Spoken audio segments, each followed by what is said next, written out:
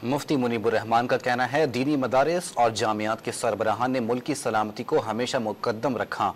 उलमा कराम ने हर मुश्किल मरहले में फ़ौज की हिमायत की, जबकि मुफ्ती तकी उस्मानी ने मदारिस की आज़ादी और ख़ुद मुख्तारी के तहफ़्फ़ुज़ का अज़्म ज़ाहिर करते हुए वाज़ेह किया कि दीनी मदारिस ही मग़रबी प्रोपेगेंडा का मुकाबला करते हैं, इसीलिए वो बैरूनी ताकतों का निशाना है।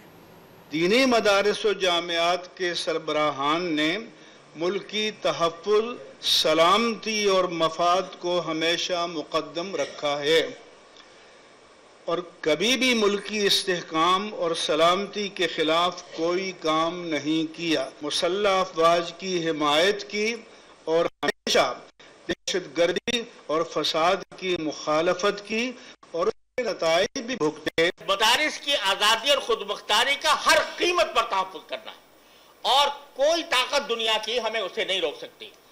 हकीकत यह है कि बैरूनी एजेंडे पर हमारे यहाँ बहुत से काम होते हैं और अब मगरबी दुनिया पर यह बात वाज़ेह हो गई है कि हमारे रास्ते में अगर कोई रुकावट है तो ये मदरसे हैं, लिहाजा हम दर हकीकत बैरूनी ताकतों का निशाना है।